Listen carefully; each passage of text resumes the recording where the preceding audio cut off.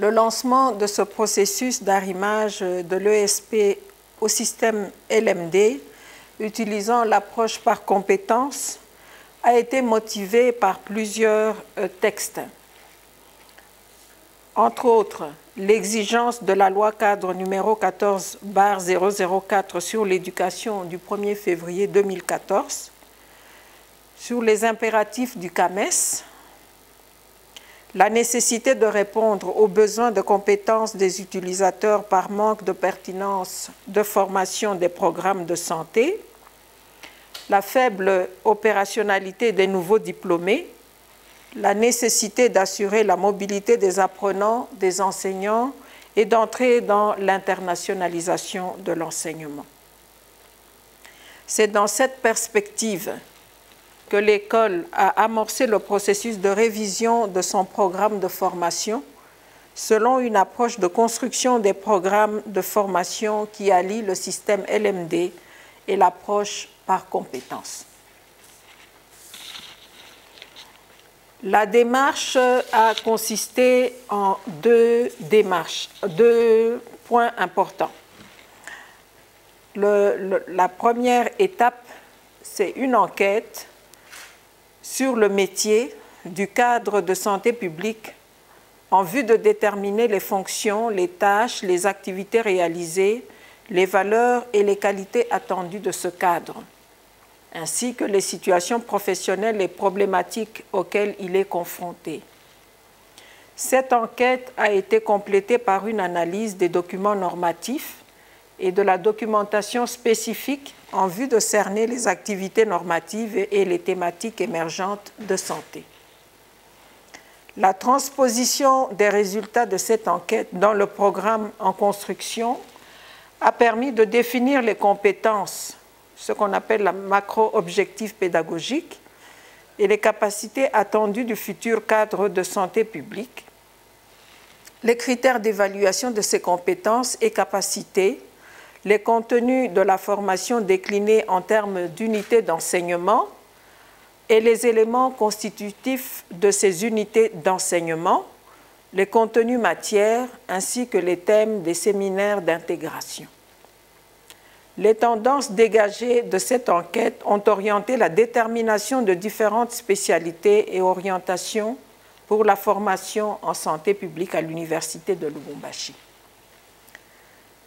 La deuxième enquête a porté sur l'employabilité, c'est-à-dire l'étude sur le marché de l'emploi des cadres de santé publique. Ceci pour déterminer l'étude du marché, les créneaux les plus porteurs d'emploi, ainsi que les problèmes de réintégration professionnelle après les études. Les résultats de cette deuxième enquête permettront de rationaliser la fonction en termes du nombre de participants par filière, ainsi que la mise en place de la flexibilisation du programme de formation par notamment l'instauration d'une stratégie alternance travail-études. La force de ce curriculum réside dans l'intégration du système LMD et de l'approche par compétences d'une part, et la continuité entre le master et le PhD d'autre part. En effet, le LMD constitue la révolution dans l'enseignement du XXIe siècle par la standardisation des programmes de formation et des titres académiques, la mobilité des apprenants et des enseignants, la flexibilité du programme de formation pour répondre au principe de l'équité. Notre université ne peut pas échapper à ce processus, mais doit absolument y travailler pour ne pas être en déphase dans le futur proche. Au sortir de ces assises, nous ayons un document acceptable par la majorité des experts que vous êtes, ainsi que la société congolaise tout entière. Au nom de Monsieur le secrétaire général académique, je déclare ouverts les travaux de l'atelier sur la validation du système LMD à l'École de santé publique. Je vous remercie.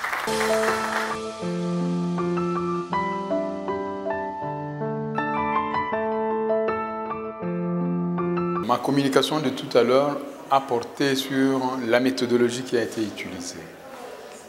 Cette méthodologie a allié la démarche d'arrimage d'un programme de formation au système LMD, licence, master, doctorat, mais également l'approche par compétence. L'approche par compétence, c'est une approche qui part des réalités de terrain et qui consiste à transposer les problèmes, les activités, les tâches et les fonctions que réalise un professionnel de santé donné en programme de formation, en profil de compétences.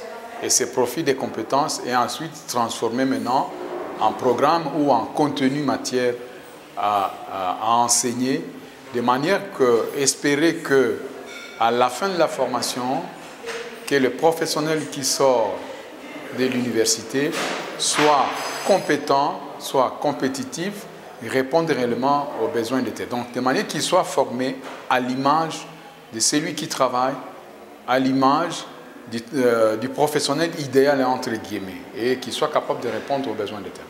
Et donc, ma communication a consisté surtout à démontrer comment nous avons cheminé par un travail de terrain, une analyse qualitative des données collectées pour faire émerger à la fois les compétences et les thématiques de santé qui doivent être intégrées dans le programme de formation.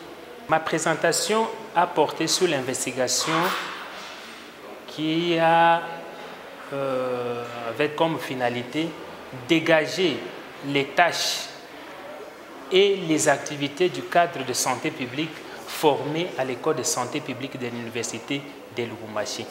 Ces produits formés à l'école de santé publique, qu'est-ce qu'il fait aujourd'hui sur le marché d'emploi? Ça, c'était la quintessence de notre communication. Et nous nous sommes rendus compte que ces produits-là formés à l'école de santé publique aujourd'hui, à plus de 60% est à chômage. Et nous nous sommes posé une question.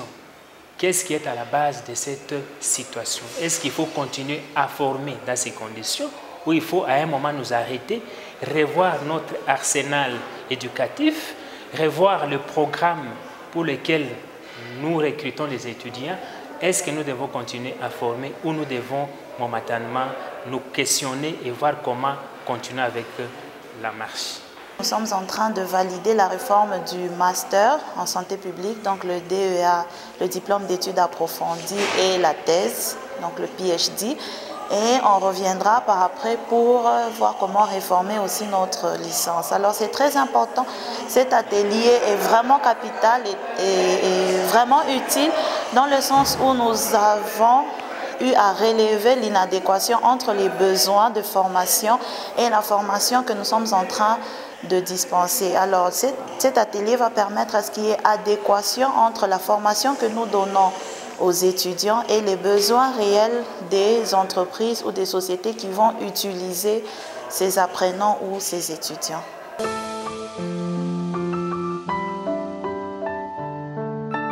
Les échanges ont été pertinents parce que, comme vous savez, la santé de l'individu, on les prend de manière holistique.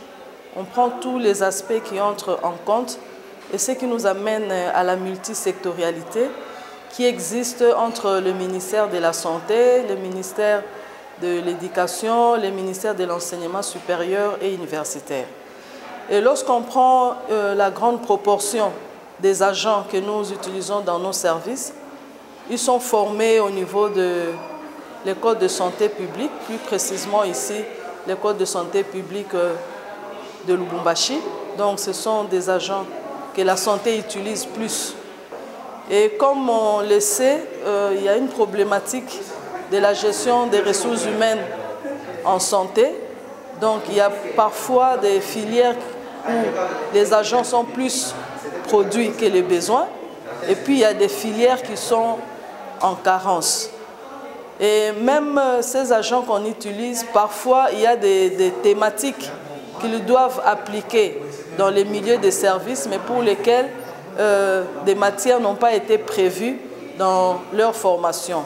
Ce qui fait que ces échanges nous permettent d'abord de résoudre le problème du contenu, des cours, des produits qui seront utilisés après par le secteur de santé. Comme ça, on parle de la validation du curricula, si bien que c'est au niveau du MPH et des PhD, mais on a profité de cette enquête pour analyser aussi la question des licenciés. Analyser la question de ceux qui sont dans la filière hospitalière, dans la gestion. Donc on en a analysé. Et nous, en tant que responsables au niveau de la santé, on tient compte de ces aspects pour voir comment on gère les personnels. Et puis de voir aussi par rapport aux profils qui sont utiles à ce jour. Tous les profils sont importants, mais il y a des profils qui sont vraiment nécessaires actuellement, vu les problèmes prioritaires qui se posent au niveau de la santé. Par exemple, en termes de la santé de la mère et de l'enfant. Donc, il y a vraiment des matières ou des filières qui sont vraiment nécessaires pour le moment à développer pour nous permettre d'avoir un personnel bien formé à prendre en charge et à répondre aux problèmes de santé qui se posent. Nous avons évalué le taux d'emploi par rapport à nos étudiants, nos anciens étudiants qui sont passés par l'école de santé publique, pour voir quels sont les créneaux les plus porteurs d'emploi et dans quel secteur ils travaillent. On a calculé aussi, on a cherché à évaluer le taux de chômage par rapport à nos alumni. C'était ça notre présentation de ce matin dans le cadre de l'évaluation dans la réforme du curricula de l'école de santé publique. Il y a un problème parce qu'il y a un taux très élevé de chômage, surtout des non-licenciés, comparativement à ceux qui font le DEA. Et donc, nous trouvons qu'ils sont en train de faire autre chose dans les milieux professionnels, mais nous sommes en train de les enseigner et nous sommes en train de les diplômer avec autre nomination. Et donc, nous sommes dans l'obligation de voir qu'est-ce que nous pouvons faire pour que la formation que nous sommes en train de donner puisse être en cohérence avec ce que l'employeur demande et quel type de personnes que nous devons former. C'est ça même l'essentiel de cette présentation. Ces échanges sont très fructueux et nous, c'est une question, c'est un public multisectoriel et multidisciplinaire et on voit vraiment que c'est très enrichissant et qu'il y a vraiment besoin, parce que le programme, la mission ici porte sur le programme des masters et le programme des doctorats, et qu'on a compris qu'il y a nécessité d'examiner également le programme de formation des licenciés et qu'on doit nécessairement calibrer le programme actuel et laisser de la place à la formation des licenciés, de manière à rendre ce programme de formation des licenciés vraiment en adéquation aux besoins de terrain. Voilà, cet atelier a la participation de plusieurs acteurs, de plusieurs représentants de plusieurs niveaux. Donc nous avons des représentants au niveau du ministère de la Santé, au niveau du ministère de l'Enseignement et d'autres cadres, par exemple les cadres des zones de santé, les professeurs qui participent à cet atelier. Alors ça sera très important pour nos apprenants dans le sens où la formation que nous allons leur donner désormais, donc après la réforme, la formation que nous allons leur donner sera en adéquation avec les attentes de ces différents cadres qui participent à cet atelier de validation. Nos attentes, c'est vraiment d'adapter le curricula, donc le contenu de cours, pour que sur terrain, les prestataires aient des capacités de s'adapter face aux problèmes qui se posent. Je peux donner un exemple. À ce jour, on parle de la santé au travail. Donc, ça signifie qu'il y a des maladies professionnelles que les populations peuvent attraper dans les milieux de travail. Mais si ces aspects ne sont pas déjà pris en compte dans la formation des ressources humaines que nous allons utiliser, vous voyez que sur le terrain, ça pose problème, ça nécessite des formations sur l'État. Donc, tout ça, c'est des contraintes. Comme ça, nous voulons que le contenu des cours soit vraiment adapté aux problèmes de santé publique actuels. Nous sommes dans le contexte de Covid-19 à ce jour. Donc tout ça, c'est des aspects à prendre en compte. Donc nous voulons vraiment que le contenu du cours soit adapté aux réalités de terrain. Cet atelier est d'une importance très capitale parce que l'école de santé publique de Lubumbashi et toutes les écoles de santé publique du pays ont formé des cadres, mais que sur le marché d'emploi, n'ont pas trouvé leur place. Pourquoi? Parce qu'ils ont été lancés sur le marché et leur profil n'a pas été bien défini.